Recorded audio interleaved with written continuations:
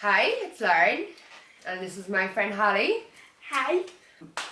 So, I suppose I will just start off with saying I know Holly from Facebook, and we've loads of mutual friends, don't we?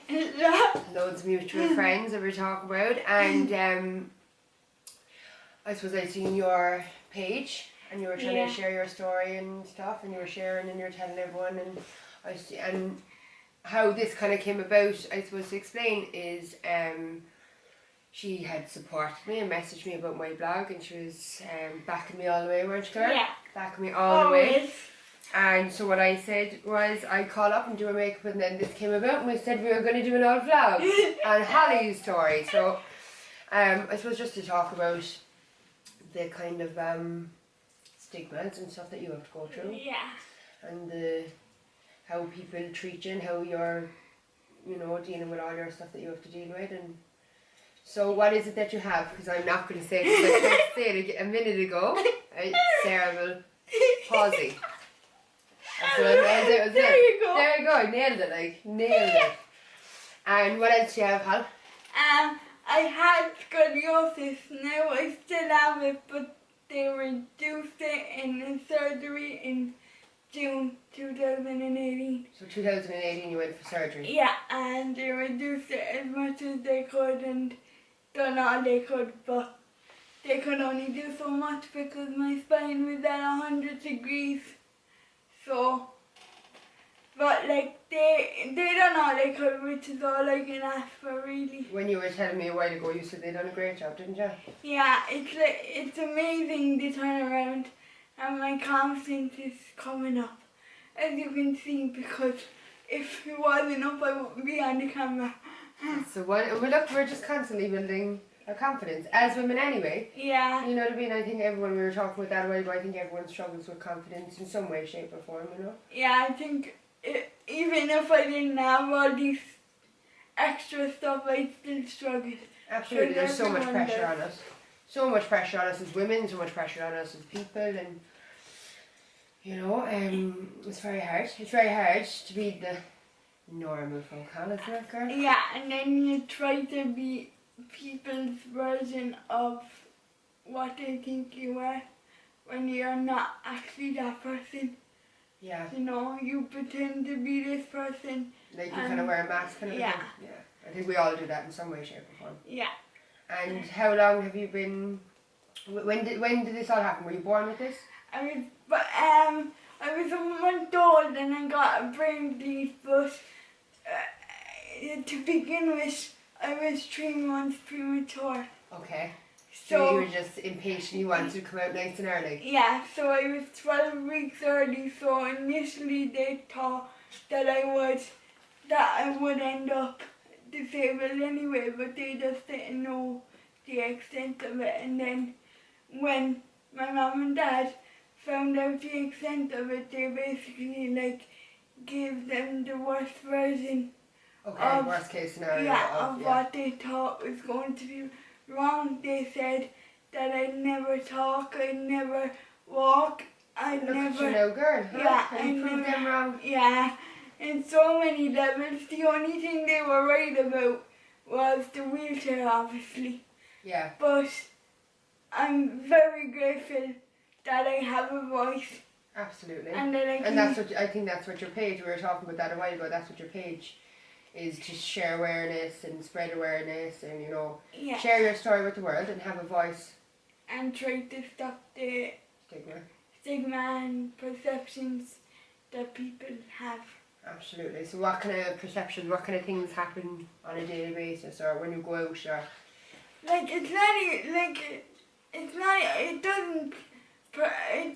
can't say that it bothers me as much as it used to. Yeah. But stuff as in if I go even over to Man Point or out somewhere and I'm with one of my friends or my mum, you always get people staring. Yeah. And at this stage I thought all that would be gone. Yeah, of course, yeah. Because of me getting older and because of all the awareness that is out there, but obviously it's not clicking. Yeah. I suppose that's a big reason as well why you would want to share your story, isn't it? Yeah, and I don't, like, it's a reason why I don't, sometimes I just don't feel comfortable going out anymore because I know what kind Like of people are going to be looking at reception you. that I'm going to get. That's very unfair, really, isn't it? You just want to kind of live as normal life as possible, Yeah, especially like, now that you're on the mend from your back and all that. Like. yeah, like I am a normal girl and I like having fun and I like proving people wrong about stuff they said that I couldn't do and then I do them. So like, Resilience in your girl.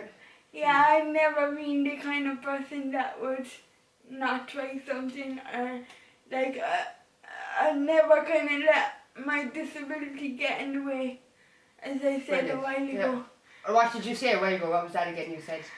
Like, But the disability, you said you're I'm not disabled, I'm differently able. You're differently able. I love that. I love that. And that's just the way that I like to look at it now. Like, It's so true. Like everyone's different. Everyone's unique. You have your own unique. if you had asked me this about 3, 4, 5 months ago, then I would say, yeah, I'm disabled and I would be on a kind of downer. And, Yeah. but like it took such, it built strength in me that I didn't know I had. Yeah. Like I genuinely didn't know that I had this amount of strength. Isn't that brilliant though? Yeah. It's that smile that gets me, girl. It's the smile. Like, sure, why should you not carry on normal? As whatever normal is, why should you not carry on? You're full of life, like. Yeah. And I mean, you're very lucky in some senses, aren't you? Yeah, because the thing about my blog and my side of things is I wanted to be a voice for those with cerebral palsy or other disabilities that didn't get so lucky. Yeah. Like I look at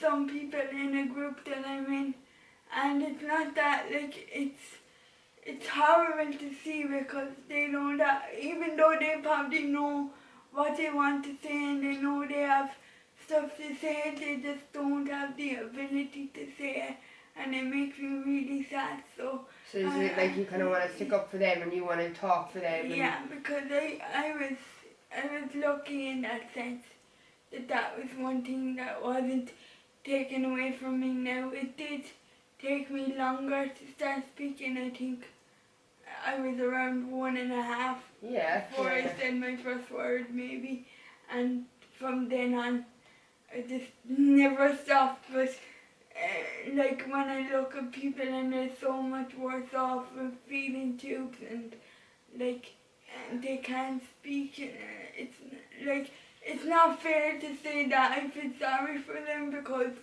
that's their journey, but absolutely, yeah.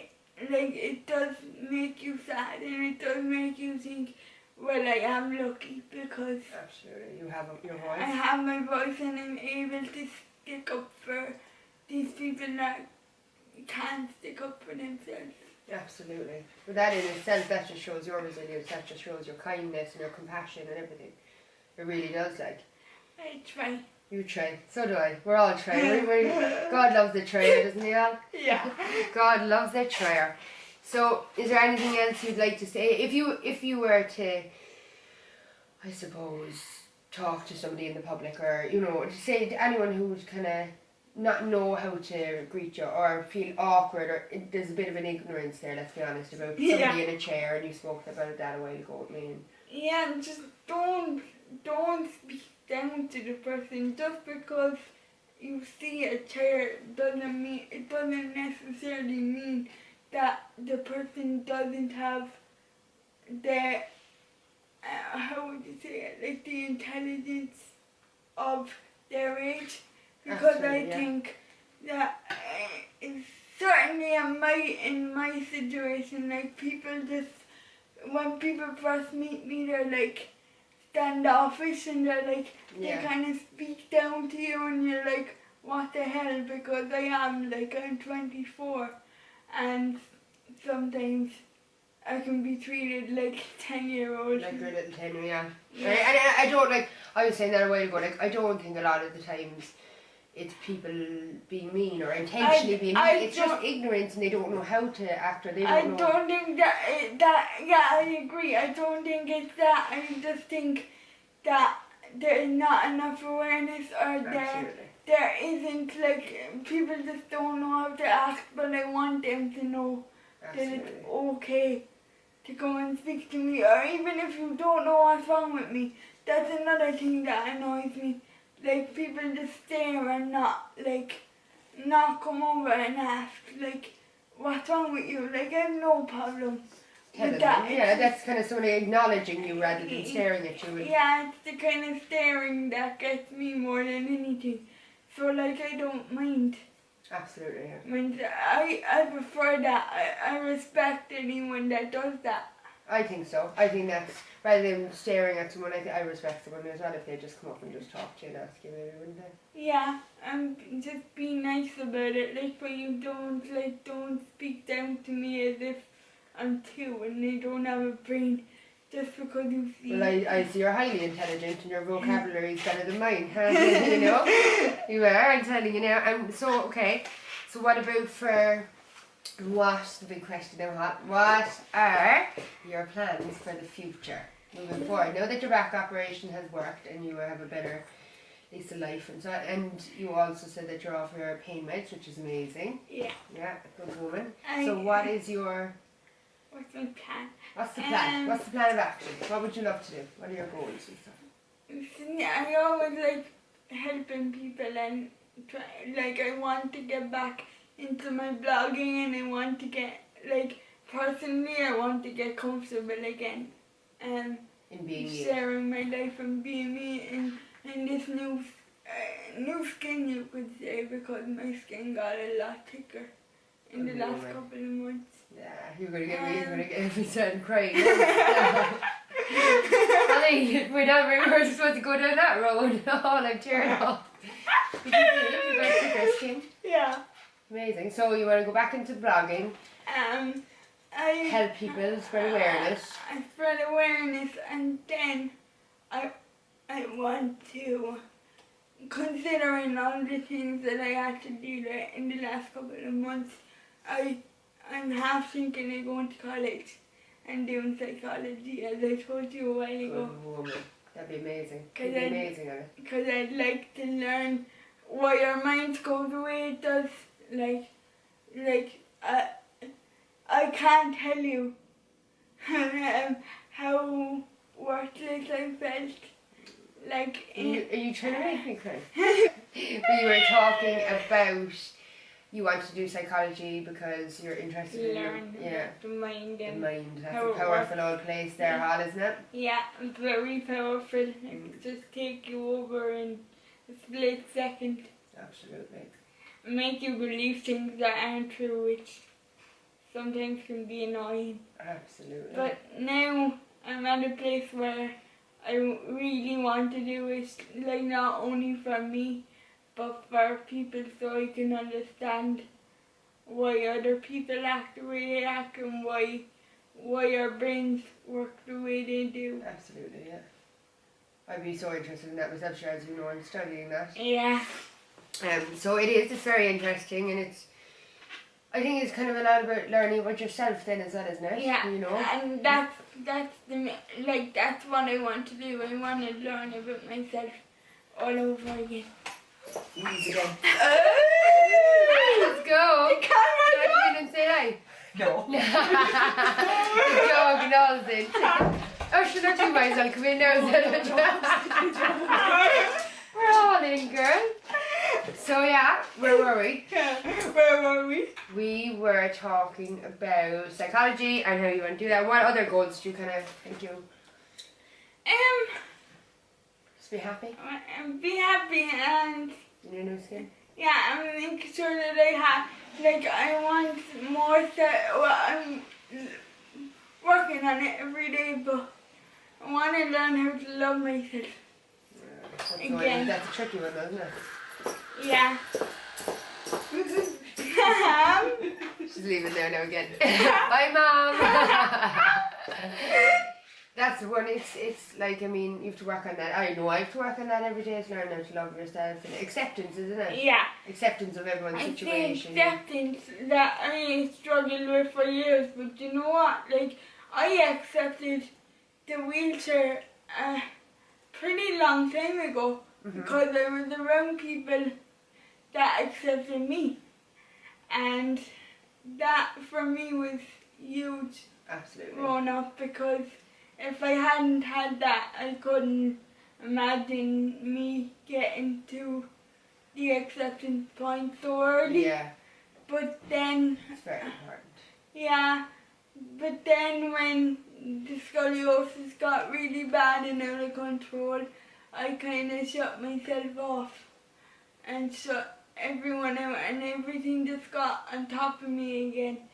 So, Of course, like, so who would though, like, I mean, it's yeah, it was really tough. Like, I was waking up most mornings and it would take me a couple of seconds to catch my breath because it was that hard to breathe. And so, like, I would never, ever again take a breath for granted, and I'm going to do everything I can to make the most of my life, because at the end of the day, I was bedbound for nearly 2 years. Like, I couldn't leave the bed, and every time I did, I was coming back crying. Yeah. Like, crying because I was in so much pain and I couldn't deal with being in the chair, and then that would make me sad because I would be trying my hardest to, like, live. I know. And I just couldn't. Isn't that amazing now how getting the operation, as tough as that was, and you told me it was the toughest thing you've ever been through, but yeah, out of everything that was the toughest. But I think how unreal is it now that you've no pain meds, you're out of the bed, look at us, we're sitting in the chairs. yeah, it's like a whole different life, really. Like, I'm not trying to be a negative Nelly. No, not at all. And just explaining. You've every right to explain it, and yeah, absolutely. And just explaining the way it was before.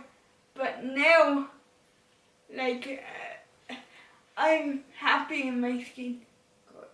And I'm learning to love myself again, and learning to accept what I went through, and accept that, yeah, it is always going to be there because you couldn't get all of it. So, you know, there is going to be a bit of body image issues. Of course, I think everyone has them, and yeah, like the fact regardless. that, yeah, and, I just think it's important to be very positive and very outgoing, because, like, the way I grew up, like, I wasn't treated any different. Isn't that amazing? To, like, the people around me, and they were so nice and so good. Like, the friends that I had, some of them I still talk to today. Isn't that lovely? We were talking about that a while ago. Yeah, and they don't realise how amazing they made my childhood. Because if I didn't have them, I don't think that I would have got on so well, or, like, came out of my shell, like as in school, they would never leave me out of, like, anything you could think of. There was one kind of particular time I remember, and I don't know, someone was, like, they were doing a sports day, and they would always kind of do different games for me, and then have some of the class play with me.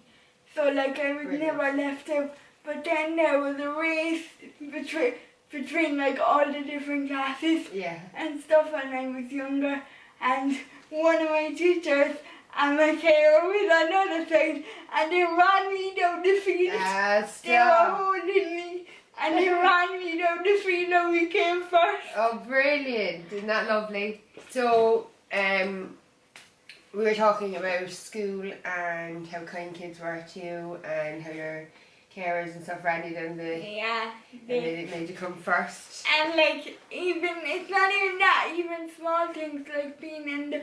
Because we had a playground in the school, like there was a playground in the school grounds.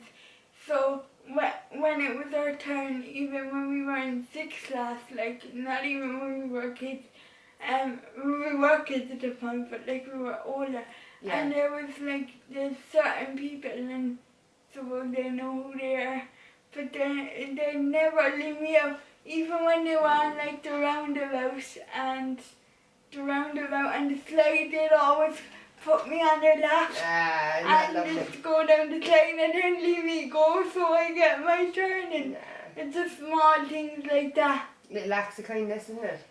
Yeah, that makes me very thankful, because that made me feel like, oh, I'm not any different. They don't see me like that. They don't see. It almost felt like I was in my own little bubble, because I didn't know what was ahead. Yeah. You know, I didn't know. I was oblivious to it. Like, not that I've been told like that it would be hard growing up and getting older, but I was just in my own little bubble and this is perfect and I don't want to leave it. Whereas now that you've left it, and now that I've left and you've got your thicker skin and you're ready to take on the world, I've got a lot of thicker skin now. For everything that I dealt with afterwards. We won't go into too much detail. Definitely not. But so if you want to get one more message across, what would it be? For anyone, for just for yourself, or for? Just be kind. It's so true, isn't it? Honestly, like, be kind. It's literally that simple. It's the easiest thing in the whole world. It's the easiest thing to do. I find it so much easier to be kind. I find it hard to actually be mean. Yeah, because it drains you. Like, if you're angry or you're upset. Like, absolutely, negativity. It drains. It sucks like So, well, I for one just think you're an absolute superstar. I do. I'm actually in awe of you, and I think you are a superstar. And that smile, that bloody smile, I'd say every time, girl. No, I do, and I think I actually feel honoured that I got to hear your story, and then I got to do your makeup, and then I got to get to know you properly, Holly, I suppose. No, I do, I really do. I think you're an amazing, and you should be a spokesperson for people, you know, and I think you are a very important voice that needs to be heard, so I think that's why we've done that today. Yeah, you know how I feel about your whole experience. Yeah, I know. This isn't about me, it's about you, and I know. Yeah, but I know myself, it takes a lot of guts to show someone who you really are, so especially since like all people seen on your Instagram with your modelling photos and your smiling photos, and no one actually realised what was going on, and I think that's very important as well. Very important message. Don't like judge someone by what you see on social media or by the cover, like, because you just don't know what's going on, and everyone gets something in that. Yeah. Everyone gets something, and that's, I think, what we were talking about a while ago, why I wanted to do this, and why I wanted to do this with you, Holly, like, because I think, you know, social media, there's a lot of fakeness on there, and no one really shows their bad parts, so myself and her are going to show all the bad parts and accept it and love it and move on and just, show it and not be afraid. Not be afraid, wear no more masks, and that it. Just be happy as ourselves. Yeah. So, thank you. Thank you, I really appreciate it. My girl.